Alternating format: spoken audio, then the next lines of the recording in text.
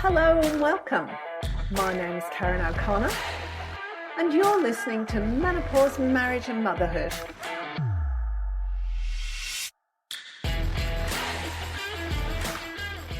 Hello and welcome. I'm here today with Emma Drady. Welcome, Emma. Thank you. Thanks, Karen, so much for having me. So you're a naturopath and you specialise particularly in women's hormones and also thyroid issues. Is that right? Yes, that's right. That's my main area that I love to work with. Of course, happy to help anyone that comes through the door, but they are my main sort of specialties.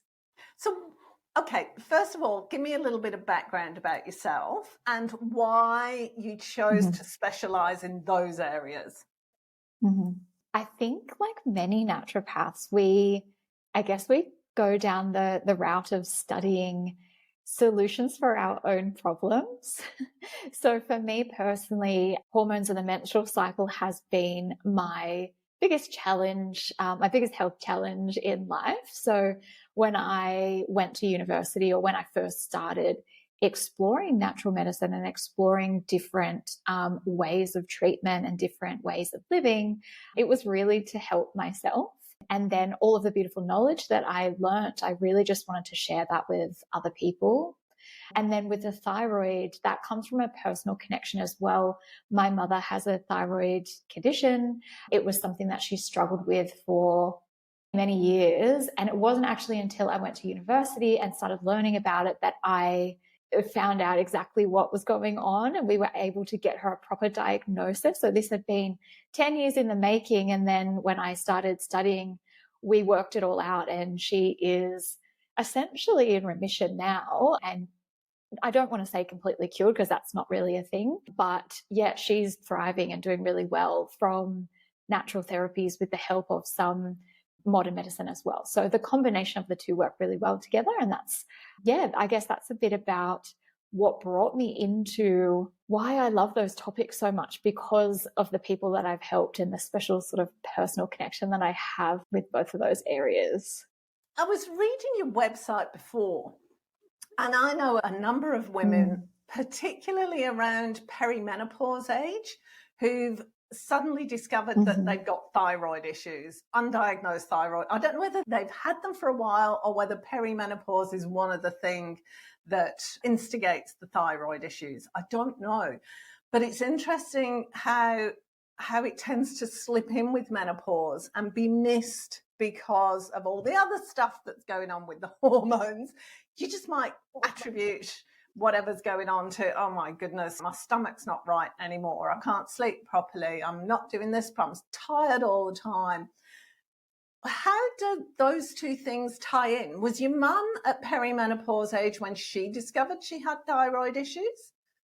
Yes, it's really interesting that you have made that connection, because it is definitely a link between our hormones and our thyroid. And our thyroid is also a gland that produces hormones itself. They're just not our reproductive or our sex hormones. But essentially the two most common times that I see the thyroid go a little off balance or go into a full-blown condition, either over or underactive, is often in the two biggest hormonal shifts that women will experience, and that's just after pregnancy or during perimenopause and the menopausal shifts and changes that are happening with those hormones. So the reason is that the thyroid itself sits on that same sort of feedback loop in the body as our ovaries do and our adrenal glands as well. So all of those three glands that are producing hormones constantly are governed by that same part of the brain. So when we see one of those hormonal systems shift for whatever reason, we often see one or both of the others also shift. So in perimenopause, when we see that huge fluctuation in hormones and that real change in what was a pretty steady cycle, the thyroid then gets impacted by that.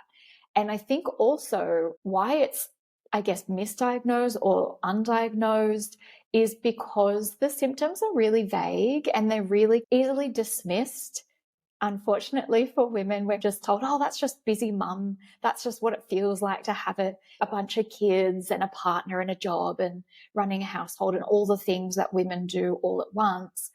We expect ourselves to feel a bit tired, or for us to maybe put on a little bit of weight, or any of those other sort of symptoms that are really typically thyroid related.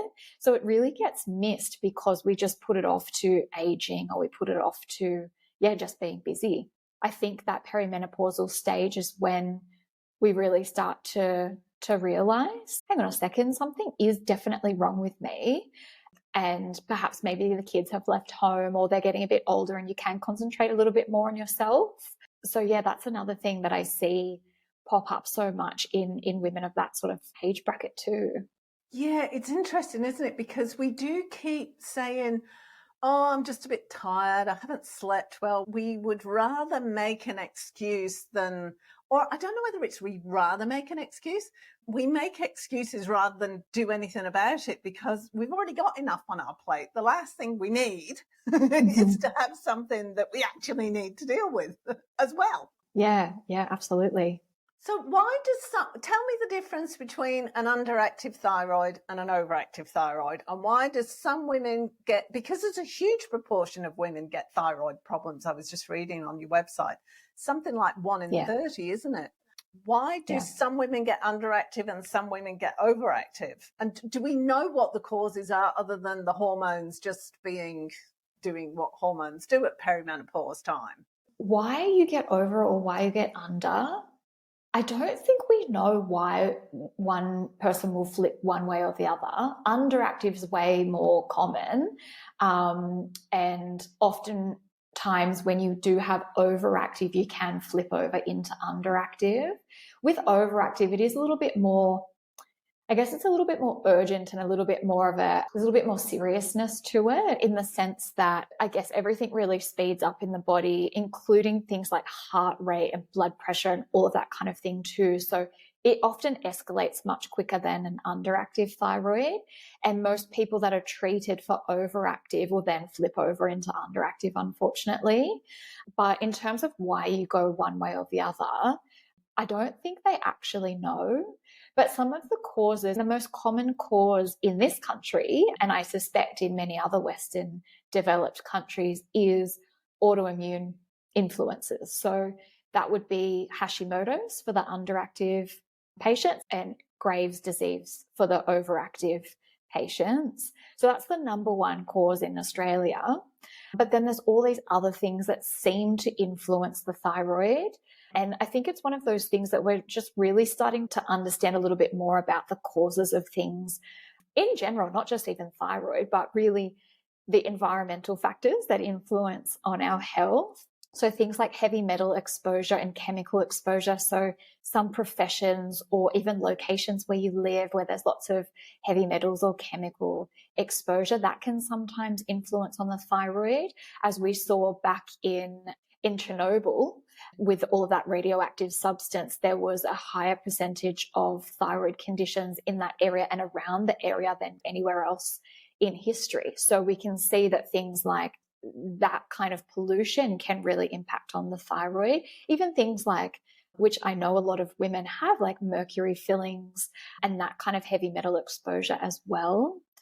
Other things that seem to influence are things like viral infections, poor gut health, low nutrient intake. So really specific nutrients are essential for thyroid function. So if you're a bit low in some of those nutrients, that can start interfering with the way that the thyroid's producing hormones.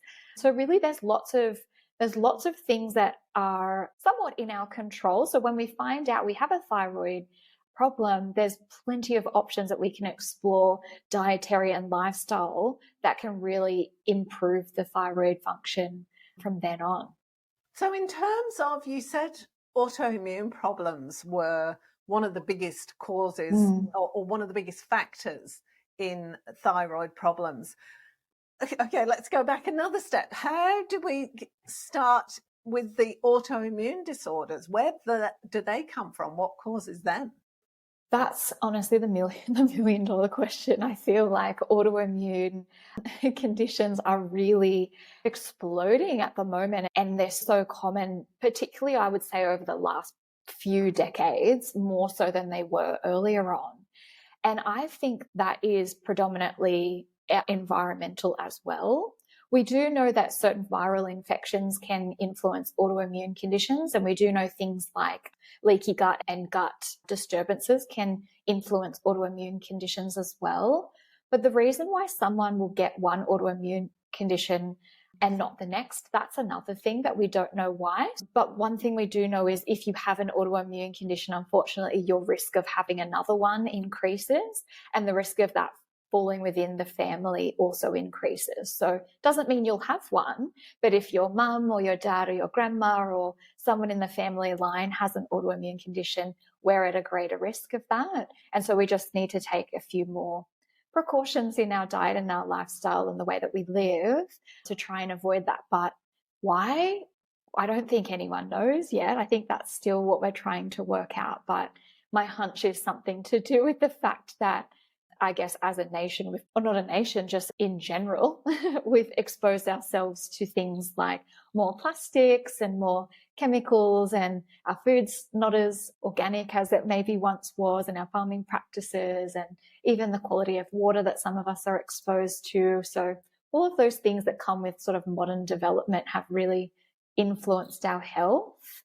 But yes, no definitive reason at this present moment.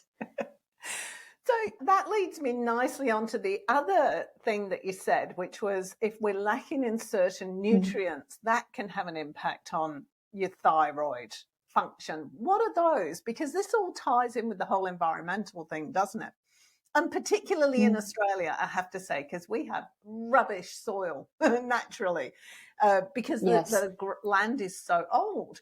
So there are some deficiencies that we have to proactively do something about that you wouldn't if you just ate a healthy diet normally. You still have to take supplements and things, don't you? Do you? Yeah, that's right. It is one of the unfortunate things about living in Australia and trying to eat locally and supporting Australian farmers is that our soil is quite deficient in a lot of minerals and nutrients that some other countries have. So some of the main nutrients that are really essential for thyroid function, one of those is iron. And interestingly, a lot of women, almost every woman, to be honest, that I see on a day-to-day basis in clinic is quite low or completely deficient in iron. And I do know that, of course, as women, we are much more susceptible to this because of our cycles throughout our lifespan and losing iron through our bleeds. However, I think as a nation, we don't eat much red meat as women. I think men tend to, in very generalized terms, men tend to eat a lot more red meat than women do. And that's one of our best sources of iron. Of course, we can get iron from lots of other places like vegetable sources and other seafoods and chickens and things like that too. But red meat really is the best source. So if we're losing iron through our blood and we're not eating it in our diet, we're going to be deficient. And that's a really important one for thyroid function. The thyroid also uses other nutrients like selenium, zinc, and magnesium. Vitamin D is another really essential one. And surprisingly, in this beautiful sunny country, because we are also sun safe, most of us don't get enough vitamin D anymore. So that's another kind of contradictory part of being an Australian, is that we live in this beautiful, sunny, vitamin D rich location, but most of us are covered up all the time, so we're not getting it. And then the final one, which is probably one of the most important, is iodine or iodine. And so that is predominantly found in sea vegetables, which most of us don't eat much of, to be honest. So things like your seaweeds and kelps and that kind of thing. It is also found in some seafoods. But in terms of us getting it from food that we're growing in our soils, it's not there. Yeah. So it's one of those things that many of us will have to supplement, or we'll just have to make a really concerted effort to be eating more of those iodine-rich foods. So there's lots of wonderful products out there now that have seaweeds and things like that added into them, like seaweed salts and things like that. So even just incorporating little things like that can go a big way, because iodine we don't need a big dose of. Really, it's only a small dose every day, but that's one of the biggest ones. That's one thing that I see deficient in a lot of people. So when you do all the blood tests and everything for people to find out, because I know when I've been to the doctor before and I've had the blood tests and they'll say, oh, you're towards the low end of the range in this, but you're okay. Usually iron, I've got to say. I do not create iron very well at all. I need to eat red meat. And then I'll go to the naturopath, and the naturopath will go, oh my goodness, no, you need to do this and this because that's too low. I know the doctor said it's within normal range, but in actual fact, it's a problem. And there's that kind of difference, isn't there? What the medical profession considers to be a bit low, but okay. In natural terms, where you all come from, it's really not okay, is it? So do you do all those blood tests, and then what do you do from there? How do you talk to me about what you consider normal and not? And because if somebody's been to the doctors, I'm rambling here. If somebody's been to the doctor and the doctor said, oh, you're okay, they wouldn't necessarily go to see a naturopath and find out a bit more. But I think this is important because these minerals that we're talking about are so tiny in amounts and the levels are so small. You might think you don't need them, but you're saying here that they're actually crucial in tiny amounts. So let's go down, let's have a look at that. Talk to me about that for a minute. Yeah, so I definitely do all of those testing options with my patients. So if they've had blood tests done through their general practitioner, I'll have a look at what they've already had tested. But you're right in the sense that we do use really different reference ranges.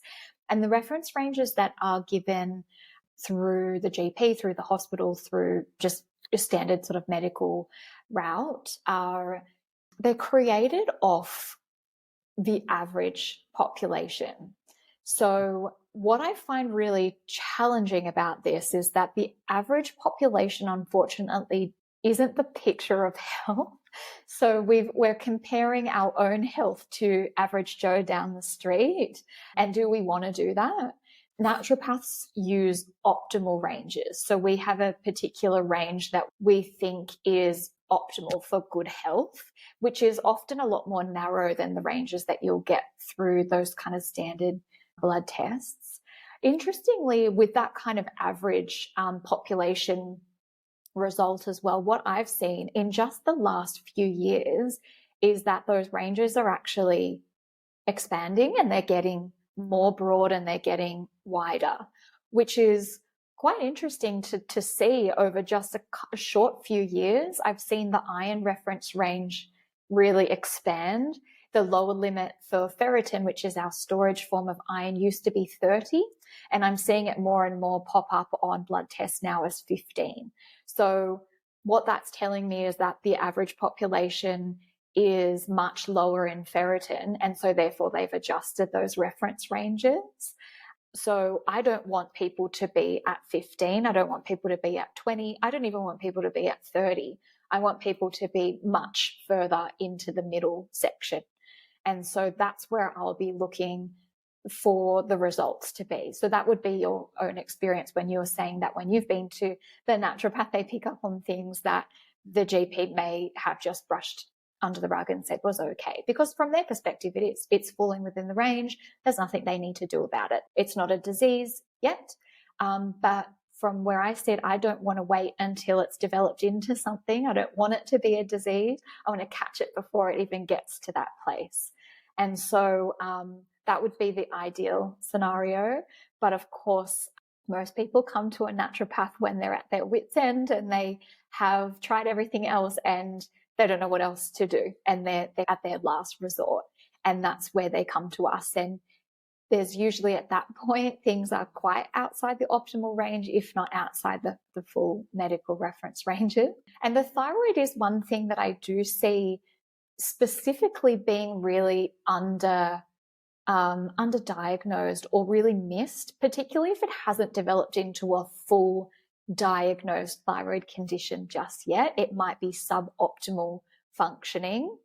And often when we look at the thyroid through our GP, it's usually just through routine testing, or they might just have a look at it if you've come to them saying, oh, I'm a bit tired, I'm struggling with weight or brain fog or whatever your symptoms might be. And they'll check out the TSH, which stands for thyroid stimulating hormone. And that can tell us a lot about the thyroid, but it definitely doesn't tell us the whole picture. So the TSH is actually made in the brain, and then it comes down to the thyroid to stimulate it to make hormones. But it's not actually telling us what the thyroid hormones are, because they're different hormones to TSH. So when I test the thyroid, I look at the TSH, but then I also look at the thyroid hormones, and I look at the thyroid antibodies, because that will tell me if there's an autoimmune presence there or not. So it's a lot more in depth in terms of when I look at the thyroid. And then in terms of testing in general health, there's so many other options that we can do. Not everyone needs to do testing, depending on what they come in for, of course. But we can look at how's the gut microbiome functioning, what are your hormone levels looking. And if we do need to test things like the iodine that I was mentioning before, that's actually a urine test, because that's the best way of measuring iodine in the body. So that ones can also be done through your GP, of course. But yes, naturopaths can order all of those things as well. With regards to all of these, it's a little bit, I'm not criticising GPs here, by the way, at all. But it's like the medical profession as it's set up, and possibly this is a governmental thing, probably is, to be honest.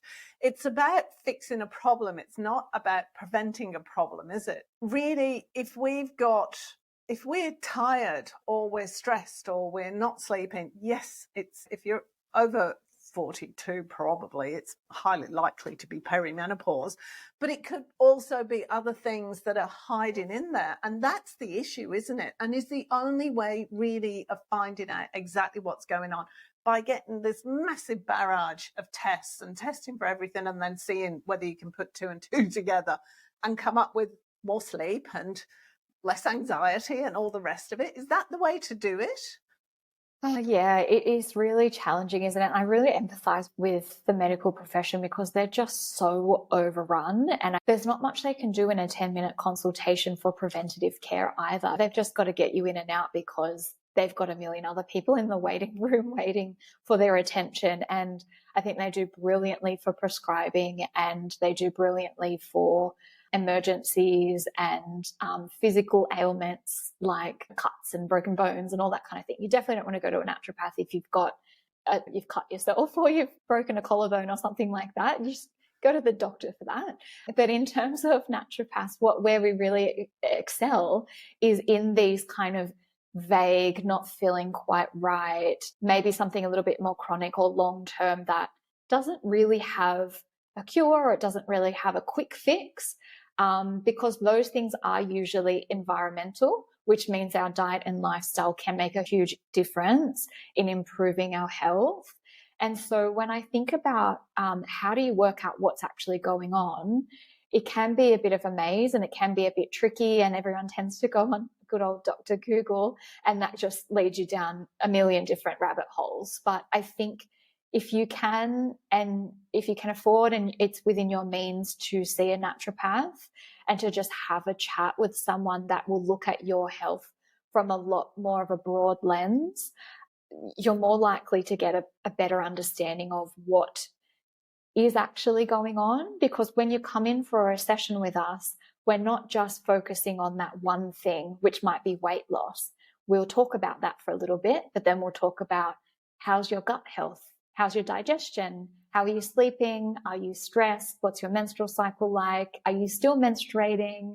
What's your family history? What do you eat? What kind of exercise do you do? So really understand you as a whole person. And then if it sounds like we really need to do some tests, if it sounds like, oh, I think we're better off working out if thyroid's involved, or we really should be looking at what's happening inside the gut from a microbiome perspective, then we'll do testing. But I'd say probably probably only 50% of my patients actually need to do the testing when we first meet. So not everyone has to do all of that, because sometimes we get really beautiful results from just changing a couple of things in the diet, adding a little bit of extra fiber in, or a bit of magnesium at night, or getting you to drink a little bit more water. Sometimes it's those really simple things that make the biggest difference. And we don't always have to go and do all that testing and taking these really fancy treatments. A lot of the time it is just quite simple changes. It's interesting, though, that when people, I was talking to somebody recently and she said, she went to see a naturopath when she started with perimenopause, and the naturopath gave her all these supplements, but she couldn't be bothered taking them and they didn't really have an impact anyway. So she stopped after a few weeks. But we expect instant results almost, and it's not that kind of, you don't get that.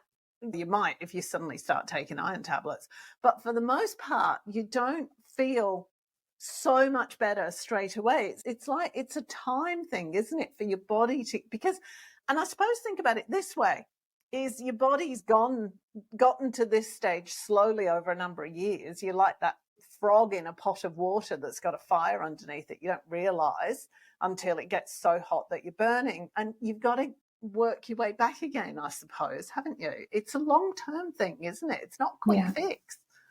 Yeah. It's really interesting that you mentioned that, because it's something that I've had a little bit of a personal gripe with lately in terms of my industry, in that there is seemingly a herb and a supplement for every little symptom and condition under the sun. And I think that's really missing the point of what naturopaths are meant to do. And that's the way that I would prefer to practice, is that these herbs and these supplements are really beautiful supports for the temporary period that we're going to work together. And usually I give at least a 3-month window before we even expect to see any shifts when we're working with hormones. And that could be thyroid hormones, or it could be our reproductive hormones. But yeah, there's not going to be a quick fix. And these herbs and these supplements are really to get you through this present moment, take the edge off whatever you're currently experiencing. But it's truly the diet and the lifestyle suggestions that's going to make the biggest difference. And that's what you can do ongoing, essentially for the rest of your life, without needing to come to a naturopath or without needing to have appointments. And there should be a time when most people can get to a point where they don't actually need to take anything. They don't need to take supplements. They don't need to take herbs, because they have this really beautifully functioning and diverse, nutritious diet, and their lifestyle's working for them, not against them. And that's the way that I think naturopaths were taught to think at university. But I think because of this kind of give me relief, I need instant results kind of culture or pressure that we experience from some patients, is that we're often just trying to find something to fix them ASAP. And that's where I think a lot of people end up with this big shopping bag of supplements and things like that. But that's missing. It's missing the point. Yeah, if we can just be a little bit more patient and understand that it might have taken us 10, 15, 20, 30 years perhaps to get to this current point where we're recognizing that our health is maybe not where we want it to be. It's not going to be fixed in 2 days. It's not going to be an overnight change. Usually it's going to take a bit of effort and a bit of commitment to stick to. But yes, I totally understand in terms of that person you were saying, having all those supplements, really hard to remember to take that many things because it's quite unnatural.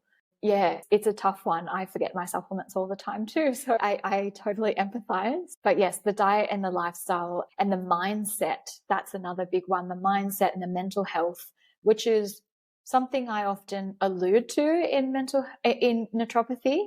Of course, that's not my qualification. That's not my profession, but it is a really important part of health and can work really beautifully in synergy with the physical stuff that we do in our naturopathy sessions. Talk to me about that, about the mindset side of things. What are you talking about specifically there? I think one of the biggest themes that I've seen lately, particularly in women Perhaps in that really early perimenopausal stage, maybe in that kind of 40s window, is this habit of real selflessness. And while that sounds really quite a beautiful trait to have, when we put every single person and their needs in front of our own, so that might be multiple kids, might be our partner, it might be every single person at work, and that means we come last.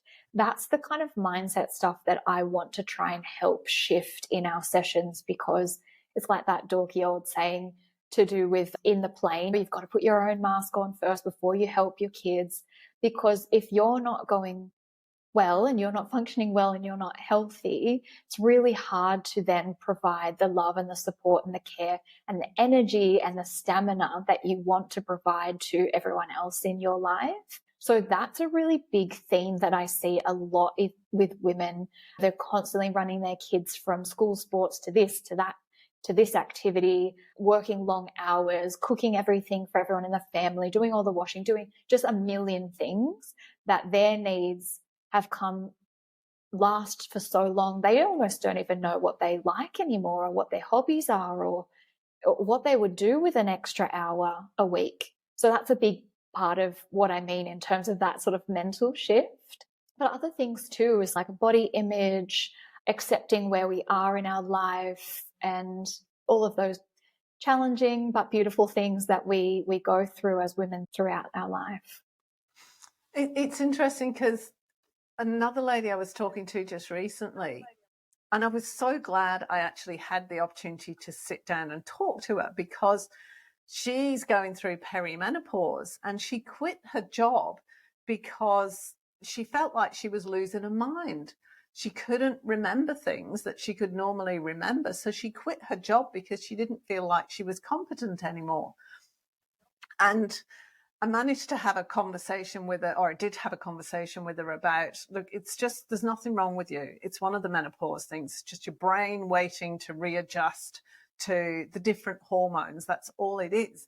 But this kind of that impacted her mental health so badly. And there's so many other women out there that are feeling the same kind of thing. They hit menopause, they can't remember anything. I was absolutely convinced my IQ had gone down about 20 points when I first started going through menopause. I thought I'd completely lost it. But it's having to, or being able to have someone say to you, this is normal, there's nothing wrong, it's just something that your body's doing at the moment. And knowing that there's an end point, I think that's one of the most important things in your mindset and being well and healthy, and because just focusing on everything that's going wrong is just going to lead to more things going wrong, because that's what you're looking for. Yeah, definitely. I think having like a little cheerleader on the side that's helping you not only feel better within yourself physically, but to also give you permission to just feel what you're feeling. And you're allowed to go through changes in life. And we can't expect when we're 40 or 50 or 60 to feel the same that we did when we were 18 or 21 or 30. We're always going to change and evolve, and our experience is going to be really different. And that's really normal. That's a very normal part of just evolving as a human. And yeah, I think it is a really shocking thing that I see in my beautiful menopausal patients, where there is this real shame around how their body has changed, how their appearance is, like the way that they're able to keep up with things that they were able to before, and really grappling with that and that change. And of course, that's really challenging, because maybe we're feeling like we're still 25, but our body says different. But I think, yeah, it's all really normal, and to just have that really normalized, and that our hormones shift and that they're meant to shift. And our hormones really are the way that our physical body communicates with the outside world. So when we have a different communication channel because our hormones have changed, of course, our relationship with the outside world is going to be really different too. I hadn't thought about it from that perspective before. Talk to me about that. Mm. So I guess in terms of our hormones, they're like the little carriers around our body, and they essentially, we get stimuli from the outside environment, which is interpreted by our brain and our neurons and our nervous system. And then our nervous system communicates with our endocrine system, which is our hormones. And so it communicates back and forth like that, which is why a lot of women feel really differently, even in that the PMS stage of their cycle. So their hormones have really shifted. And so the way that we're interacting with the outside world is really different. Sometimes we can be a little bit more snappy or a little bit more emotional, and things feel really different. And so that's a really clear example that I think nearly every woman would have experienced at least once in her life. And then, of course, during menopause, that shift is a lot more present because the hormones really are going through a huge change in that first year. And then as we shift away from cycling hormones to really steady stream of much lower levels of hormones, that means that we are going to communicate and receive information really differently than we did before. I hadn't thought about it from that perspective. That's really fascinating. Really fast. And it opens up a whole gamut of what's acceptable and okay. Normal, I suppose, is a good word for it, that I hadn't even considered. Because the world will appear differently to us when we have this many hormones to when we have this many hormones. Yeah, definitely. It's a totally different environment in the body, and so it's going to be a totally different experience. Mm-hmm. Just briefly, because we are going to have to wrap up in a minute, but going back right to the beginning, tell me what lifestyle changes your mum made when you started looking at her thyroid. Yeah. My mum, along with having her thyroid underactive, which turned out to be Hashimoto, the autoimmune driven thyroid condition, at the same time, she also had insulin resistance. And that is a common, what we would call like a comorbidity with thyroid. Often other metabolic sort of things start happening because the thyroid really does govern the metabolism in the body. So that was also occurring for her. So dietary wise, we really shifted things and really tried to lower a lot of her favorites of lots of the white breads and the cookies and the biscuits and all of that kind of thing, to really pull back on those. Not a complete total ban, no way. I would never do that to someone, but I think really reducing that amount is pretty necessary, especially if there is that insulin resistance. And then to really ramp up the nutrient content of things. And for her particularly, protein was something that she wasn't consuming enough of. That's one thing that can really support the function of the body and the metabolism and the incoming energy that we have for our health. I also popped her on some herbal medicine and a couple of supplements, which she doesn't take anymore. So that was very much a somewhat short interval of time that she took those things. And now I think all she's taking is a little bit of magnesium in the evening to help with sleep and stress. So that's a pretty good win for her. And then, of course, getting out and moving the butt. That's one thing that I think most of us could definitely do a little bit more, but nothing intense. She's not a high intensity person, neither am I. So really just walking was the main thing for her. I got her into a little bit of yoga.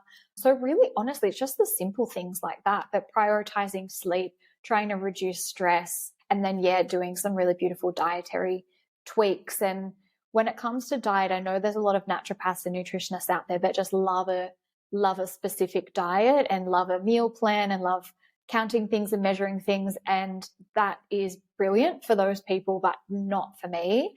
I am more of let's add things in that are going to give value rather than take everything away and restrict everything.